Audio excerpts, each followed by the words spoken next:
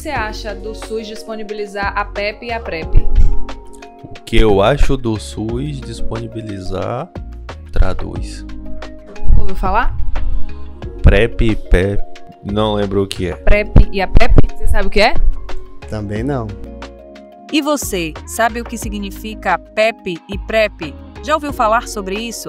As siglas significam profilaxia pós-exposição, PEP, e profilaxia pré-exposição, PrEP.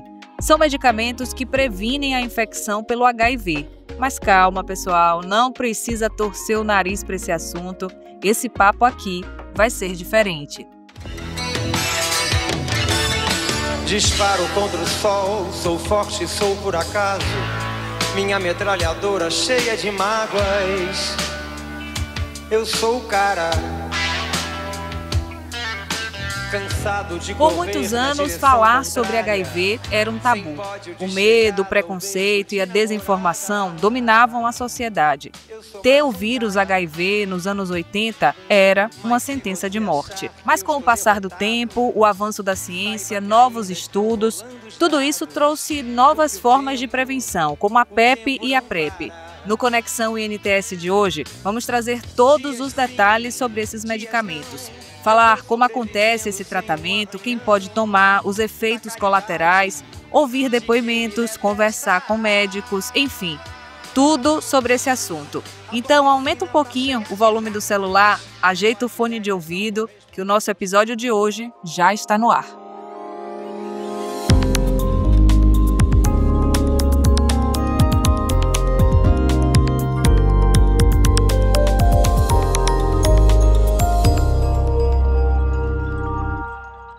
Eu tinha 30 anos de idade quando eu descobri que era soropositivo. E a minha reação foi de completa dor, desespero profundo, porque me deram 4 anos de vida. E nesses 4 anos eu tinha que resolver toda a minha vida, inclusive a minha filha, que tinha 14 anos na época. Em 1994, a filha dela se casou e Genice foi avó pela primeira vez. E aquilo era o exemplo que eu podia lutar pela vida, que a minha escolha de viver era possível. Um ano depois, em 1995, nascia o Gabriel, filho de um casal de funcionários públicos lá de Curitiba. Ele ainda era um bebê quando, no Canadá, apresentaram um estudo que provava que um conjunto de remédios podia controlar o HIV. No final de 1996, o chamado coquetel começou a ser disponibilizado pelo Sistema Público de Saúde do Brasil. 2 anos depois, Genice começou a tomá-lo. Viver com HIV hoje, para mim, que tenho casa, que tenho comida, que tenho condição de vida, não é uma coisa tão complicada. Eu acho que o difícil é viver com HIV hoje, tendo fome, não tendo trabalho. Acabamos de ouvir Janice, que convive com o HIV sem apresentar sintomas graças à evolução do tratamento. Já o cantor Cazuza morreu em decorrência da AIDS com 32 anos em julho de 1990. Cazuza teve uma carreira meteórica. Em apenas 7 anos, gravou 280 músicas. Quando descobriu que estava com HIV, teve medo de assumir a doença por conta do preconceito daquela época. Durante uma entrevista à jornalista Marília Gabriela, em 1989, Cazuza negou que tinha contraído o vírus. Você está muito doente mesmo? Eu não tô um cara de doente, né? Eu tive muito mal mesmo. Mas agora eu tô ótimo. Tô levando minha vida normal, tô fazendo meus shows, fazendo minhas farras, tomando meu porre. Eu tô perguntando isso porque você sabe, quer dizer, tá sempre muito associado o teu nome a AIDS. AIDS, é. Você tá aidético? Não tô aidético, não. Eu tive um problema muito sério, entendeu? Eu tive uma coisa de pulmão seríssima, estranhíssima. E realmente eu achei que eu tivesse com AIDS. E não tinha coragem de fazer o exame. Mas agora tá tudo legal. Agora, essa coisa de AIDS e de tudo, às vezes eu acho que eu devia até participar mais, sabe? Fazer. Não andaram te convidando a fazer campanha de prevenção? Olha, nunca me convidaram assim, de ligar pra minha casa e perguntar. Agora, se tivessem me chamado, aquelas primeiras campanhas eu não faria. Porque eu não faria nunca uma campanha que diz assim, AIDS mata. No mesmo dia dessa entrevista, durante o intervalo do programa, Marília Gabriela questionou a Cazuza por que ele estava escondendo a doença e argumentou que ele não devia nada a ninguém. Isso ficou na cabeça do músico, que já estava magro, debilitado. Ele acabou compartilhando com a banda que estava sendo incoerente ao negar o vírus. Me lembro do momento, quer dizer, de quando ele conversou com a gente, que ele ia abrir para todo mundo que ele estava com AIDS. Ele falou, cara, eu não posso cantar o que eu estou cantando, cantar Mostra a Sua Cara, se eu não estou mostrando a minha, né?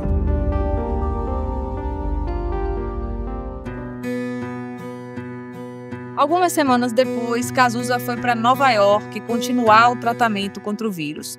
O jornalista Zeca Camargo era correspondente internacional da Folha de São Paulo nessa época e também estava em Nova York. Foi quando ele conseguiu uma entrevista exclusiva com Cazuza. E falaram, olha, o Cazuza está passando aí para Nova York, a caminho de Boston, para fazer um tratamento, vai falar com ele. Ele não sabia o hotel em que o Cazuza estava, mas ele sabia a avenida e o número do quarto. Então ele foi ligando, para os principais, até que quando chegou no Regency, pum, o Cazuza atendeu. Não nos conhecíamos nem por telefone, ele disse, vem aqui agora. Cheguei para a entrevista apreensivo com 1 milhão de dedos. A entrevista começou falando de amenidades, e o Zeca, enfim, perguntou sobre a passagem por Boston e a internação. O diálogo revelado por ele foi assim. Cazuza responde, essa doença, eu tô com essa doença e tô sem saco para tantos exames. Mas você não tá afim de saber que doença é essa? Não, eu tô muito de saco cheio, sem paciência. Sem paciência pra quê? Pra essa coisa, essa maldita. Mas o que é essa maldita? Aí o Cazuza pegou a taça do vinho que ele tinha aberto, tomou um gole e, sem olhar para a cara do Zeca, né, falando com um olhar distante, falou, olha, escreve aí, a maldita é a AIDS. Estou com AIDS e não aguento mais. Não é isso que vocês querem saber? O Zeca conta que ficou sem reação na hora e o Cazuza continuou falando. Eu não revelei até agora sobre a doença por causa do público, mas o público não ficaria ao seu lado? Ficaria, mas não do jeito que eu quero. Teriam pena de mim. A entrevista seguiu e num determinado momento, o Cazuza então dá mais um gole e diz que ele não queria que as pessoas tivessem medo dele por causa da AIDS. E aí ele oferece a taça ao Zeca e diz, e você? Você tem medo de mim? Olha o que ele fez. O vinho chegou e ele serviu o vinho no copo, falou, você quer tomar comigo? Eu falei, claro. E me ofereceu do copo dele. E que imediatamente eu tomei. É como se ele tivesse falado, você tem coragem de tomar do meu copo? Ele deu uma pequena hesitada, ele falou, bota aí, escreve aí que eu tô com a maldita. No Brasil, a PrEP começou a ser oferecida pelo SUS em 1999, inicialmente para vítimas de violência sexual e profissionais de saúde expostos ao HIV. PrEP, pessoal, lembrando, é o medicamento usado após a possível contaminação. Já a PrEP começou a ser disponibilizada pelo SUS em 2018. Bom, agora eu vou conversar com Gabriel Barbosa de Souza, ele tem 28 anos, é programador, mora aqui em Salvador, na Bahia. Gabriel, obrigada pela entrevista. Queria saber por que você começou a usar a PrEP. Obrigado você. Eu comecei a usar a PrEP por medo de doenças. A princípio, porque usando o medicamento, ele tem a prevenção apenas do HIV. Porém, eu tenho um acompanhamento a cada 4 meses com o médico e qualquer IST que eu venha pegar, eu fico sabendo logo no início e consigo tratar ela imediatamente. Você toma há quanto tempo? 5 anos. Você teve algum efeito colateral? No começo, sim. Sentiu o quê, Gabriel? Dor de barriga, diarreia, coisa simples, assim, não foi nada muito forte.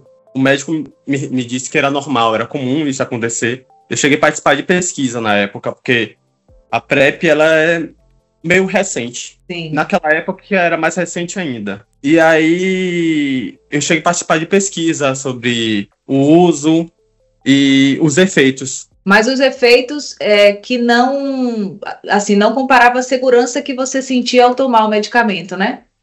Isso. E aí você toma diariamente, como é que é o uso? O que eu uso é diariamente. Hoje tem outros métodos, tem o injetável, tem o que você toma por demanda, que você só toma quando você vai ter relação sexual. Mas hoje você toma um todo dia, Sim. No mesmo horário, para não esquecer. E se esquecer, acontece o quê? Eu não posso esquecer durante 5 dias. porque aí eu perco a proteção. Se eu Mas esquecer um dia ou dois, tá tranquilo. Como é que funciona assim a cabeça das pessoas que tomam a PrEP? As pessoas são muito despreocupadas em relação a isso. Só ficam preocupadas quando se contaminam com algum IST. Então, no momento do fogo, as pessoas fazem relações sexuais sem proteção e não se importam. A partir do momento que surgiu esse medicamento, deu um certo conforto para essas pessoas não contraírem o pior, que é o HIV. Você conhece alguém que tem HIV? Conheço, eu tenho amigos que têm e que contraíram. Eu já tomava PrEP no período e eles contraíram. Eu já entreguei testes rápidos para um amigo, ele não fez. Se ele tivesse feito, ele teria descoberto mais cedo a AIDS. Ele ficou internado por um bom tempo, quase veio levar a óbito, mas ele se salvou e está ótimo hoje. Eu já passei preconceito por usar PrEP. Como foi isso? Me conte tudo. Devido a um trabalho que eu estava fazendo, eu trabalhava como mecânico, eu estava sem beber água direito e fiquei com infecção urinária e suspeita de pedras nos rins.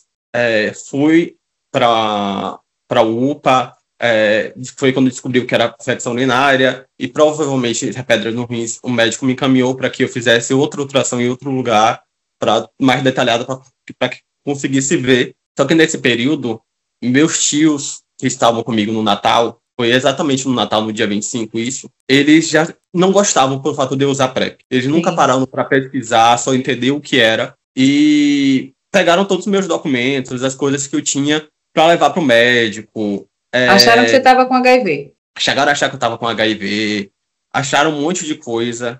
Apenas uma tia minha, que é ex-mulher, hoje ela é ex-mulher do meu tio de sangue, ela foi a única que pesquisou sobre o medicamento e achou maravilhoso. Ela foi a única. O resto, todo mundo com preconceito, achando que eu estava com HIV, achando que eu estava fazendo uma pesquisa, me submetendo a algo que eu não sabia nem o que era. Desinformação. Isso. Você acha que quem toma a PrEP tem mais amor à vida? Acho que sim. Eu conversei também com o Dr. Anderson Vinícius Mota. Ele é médico infectologista, coordenador do Serviço de Controle de Infecção Hospitalar do Hospital de Brotas, em Salvador, na Bahia. E ele me explicou melhor o uso da PrEP. Dr. Anderson, eu queria que o senhor explicasse um pouco sobre o que é a PrEP e depois também o que é a PEP. Boa tarde. Então, a PrEP e a PEP são parceiras, amigas na prevenção do HIV. Quando a gente fala de saúde sexual, elas vão ser estratégicas para pessoas que têm risco aumentado para exposição de HIV nas suas práticas sexuais do dia a dia. A PEP é a profilaxia pós-exposição, onde você pode ser prescrito caso você tenha tido uma exposição sexual, ou em caso de profissionais de saúde, exposição perfuro-cortante com um paciente que tenha HIV confirmado, ou de uma fonte que você não conheça, e você faz a PEP, você toma uma medicação por um determinado período de tempo para que você não, caso aquele acidente tenha sido de uma pessoa que tem HIV, ou a relação sexual tenha sido com uma pessoa que tem HIV, você não contrai o HIV, e tem a profilaxia pré-exposição, que é para pessoas que têm, só vai servir para pessoas que têm risco aumentado de contração de HIV por via sexual, não vai servir para profissional de saúde que trabalha com perfuro-cortantes, é só para exposição sexual, para pessoas que têm práticas que têm risco aumentado de contrair HIV no sexo. Então, essa pessoa pode fazer uso de uma terapia também medicamentosa,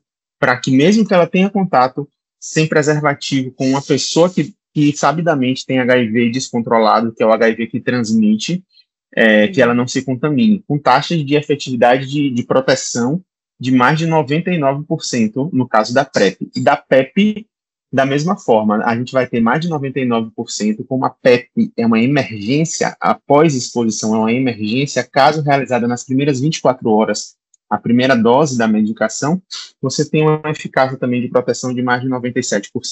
O HIV hoje, a gente vive uma fase muito boa no tratamento de HIV, porque a gente tem drogas extremamente seguras, extremamente potentes e sem efeitos colaterais. Antes se chamava coquetel acertadamente, porque era um coquetel, você tomava uma caçamba de medicações, 2, 3 vezes ao dia, tinha uma que tinha que ficar na geladeira, tinha outras que emagrecia, tinha outras que dava náusea, que dava vômito, que dava anemia, era o terror.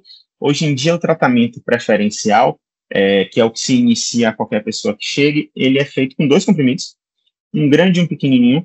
Depois de um controle inicial de 6 meses, vai ser feito apenas com um comprimido e sem efeitos colaterais imediatos.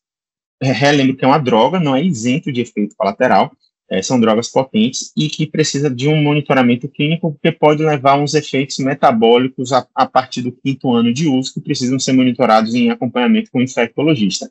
Mas a gente vive tempos muito bons nisso, de controle com eficácia. Hoje a gente costuma dizer que que hoje ainda morrem pessoas no mundo por HIV, mas quem morre hoje é quem não tem adesão ao tratamento, quem não toma medicação, seja porque não chegou a um serviço de saúde, seja porque o diagnóstico impactou de uma forma que a pessoa tem alguma trava psicológica, psiquiátrica, ou seja porque não tem um entendimento de que é necessário seguir e tomar o seu comprimido e viver com uma doença que se torna crônica. Na verdade, não é uma doença, é um vírus. A doença é quando você tem complicações já da imunidade baixa, mas no caso do HIV, se você diagnostica no momento que tal, você nem chega a ficar doente para começar esse tratamento e vai viver a vida com a expectativa de vida da população, exatamente a mesma expectativa de vida da população em geral. Queria que você, só para finalizar, me contasse assim, uma história de algum paciente seu que como foi o tratamento, se se curou total, como é a relação da família, algum paciente que tenha marcado assim a sua história, que tivesse HIV e que marcou a sua história.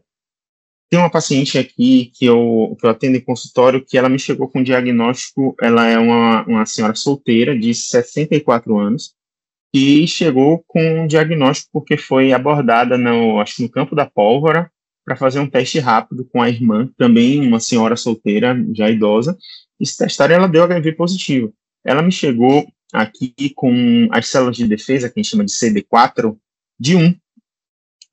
A gente precisa, a população que não tem HIV tem, em média, 650, e a gente considera um bom controle no HIV acima de 350. Ela me chegou com uma unidade de célula de defesa e completamente assintomática. Ela não tinha perda de peso, ela não tinha nenhuma infecção oportunista, ela não estava grave, nada do tipo, ela estava muito desesperada.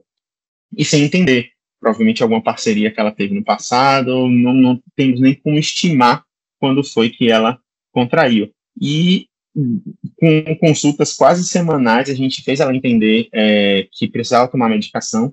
A gente conseguiu zerar a carga viral dela em 2 meses, porque a carga viral dela vinha bem elevada, ela provavelmente ia ficar doente num curto período, e hoje o CD4 dela já passou de 200, que é um dos primeiros alvos que a gente tem, e ela a gente suspende as profilaxias, porque enquanto a pessoa está em risco aumentado de ter infecções, a gente precisa dar antibióticos mesmo para fazer o que o sistema imunológico pode não estar conseguindo.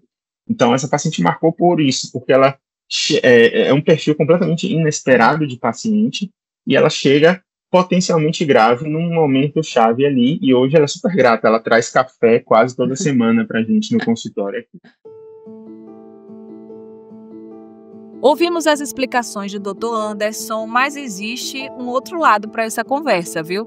O que acontece quando alguém sabe que tem o vírus e mesmo assim transmite para outra pessoa? Essa é uma questão bem delicada, que não envolve apenas saúde pública, mas também aspectos legais e éticos. Por isso, o Conexão INTS conversou com a advogada, doutora Joana Ferrari.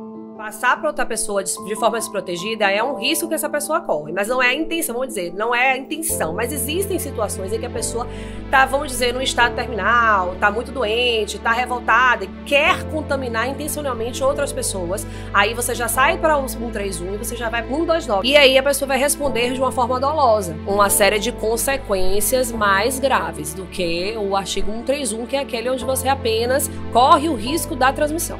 Doutora, para ficar mais claro, pode trazer um exemplo de alguém que passou, se pagou, se teve indenização? Sim, a gente tem casos da jurisprudência em que pessoas casadas, em que, por exemplo, o marido contraiu, sabia, né, da existência dessa doença e não avisou a sua esposa. A esposa pleiteou na justiça, inclusive recebeu R$120 mil de indenização por conta deste fato gravoso. Festas, encontros, celebração. Independente da época do ano, esses momentos fazem parte da nossa vida. O carnaval é um grande exemplo disso, de folia, de encontros, mas não dá para esquecer a camisinha. A ciência nos deu novas formas de prevenção, como a PEP e a PrEP. Mas algumas atitudes continuam indispensáveis. Dá para curtir a vida pessoal e fazer escolhas responsáveis. Eu também bati um papo com o Dr. Lucas Teixeira. Ele é médico infectologista, também é coordenador do Serviço de Controle de Infecção Hospitalar do Hospital Municipal Guarapiranga, em São Paulo. Doutor Lucas, obrigada por estar conversando com a gente. Queria começar já pedindo para você contar alguma experiência que você teve que marcou a sua trajetória com pessoas portadoras do HIV. São várias as experiências que marcam a nossa história com relação a pessoas que vivem com HIV. Eu poderia citar uma delas, um diagnóstico recente num paciente que ele, além de descobrir o HIV, ele descobriu muito tarde. Quando o paciente descobre tardiamente, a gente chama isso de AIDS. Já não é mais só o HIV, já tem uma síndrome da imunodeficiência adquirida. E ele tinha algumas infecções oportunistas, ou seja, além da AIDS, ele ainda tinha tuberculose, a gente pode desenvolver várias outras infecções. E ele chegou, assim, extremamente amedrontado no consultório porque achou que tinha certeza que ia morrer. E depois começamos as terapias, porque tinha que ter terapia tanto para tuberculose como para o vírus, o HIV. E ele volta 3 meses totalmente diferente. Quando no retorno... Na verdade, teve um retorno mensal e depois um retorno com 2 meses após. E ele voltou totalmente diferente. Já estava... já tinha ganhado peso, porque tinha emagrecido muito quando descobriu o diagnóstico, já estava com outro semblante no rosto, já era uma pessoa normal, comum, como qualquer outra que não tem um vírus. Doutor Lucas, ali pelos anos 80, quando o vírus foi descoberto, né, pela ciência, realmente não era dessa forma, a gente não tinha... essa vastidão de tratamentos como é hoje. Como é que se houve essa evolução desses medicamentos, incluindo a PEP e a PrEP? Eu vejo de forma muito benéfica. Desde 96, a gente tem medicamento de forma gratuita pelo SUS aqui no Brasil. E foi desde 96 que os novos remédios, eles ainda eram muito tóxicos, mas eles já começaram a salvar vidas. Porque quem tomasse e ficasse o que a gente chama de indetectável, praticamente não tinha complicações com relação ao HIV. Então, hoje em dia, a gente tem esse mantra, o mantra de que quem toma o medicamento, toma direitinho, fica indetectável. Quem é indetectável vai ter a vida normal e vai ser também intransmissível. Ou seja, não vai transmitir HIV mesmo transando sem camisinha com outras pessoas. Muito embora a gente não aconselhe, né? A gente sempre aconselhe formalmente a usar o preservativo, mas a gente sabe que se eventualmente não houver o uso do preservativo, ele não vai transmitir o HIV. Cazuza cantava que o tempo não para, e realmente ele segue em frente. Mas algumas pessoas ainda vivem presas ao preconceito e acreditam que o vírus HIV pode ser passado num aperto de mão, num abraço ou numa simples conversa.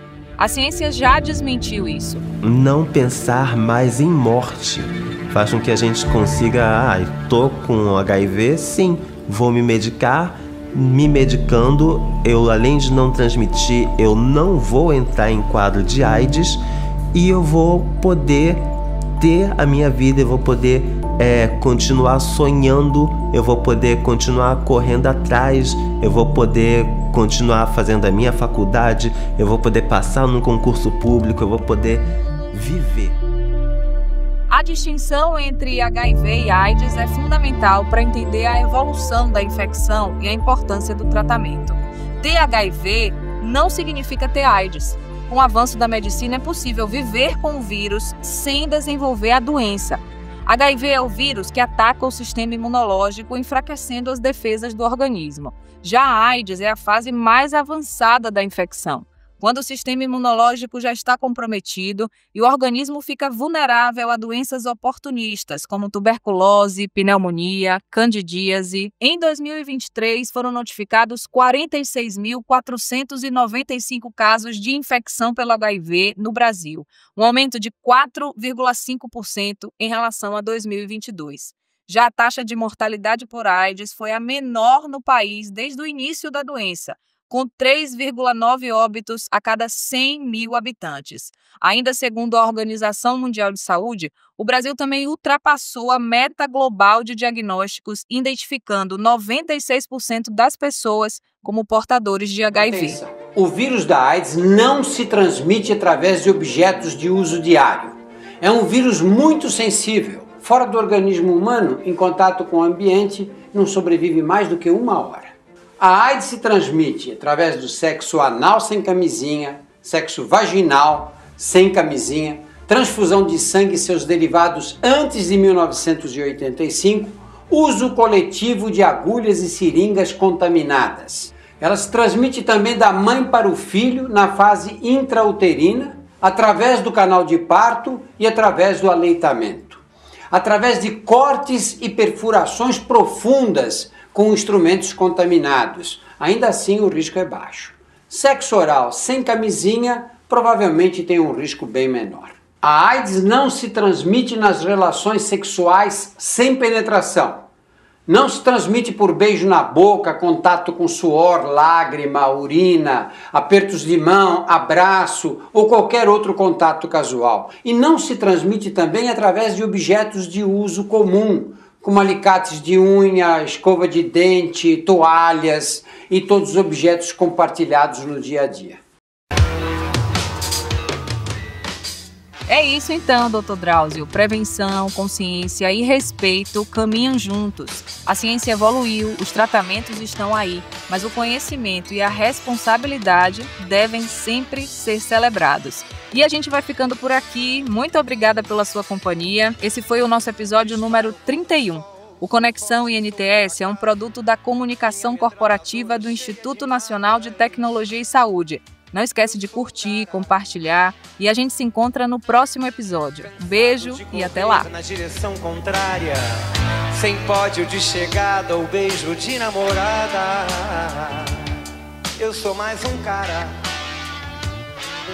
Mas se você achar que eu estou derrotado, saiba que ainda estão rolando os dados, porque o tempo não para.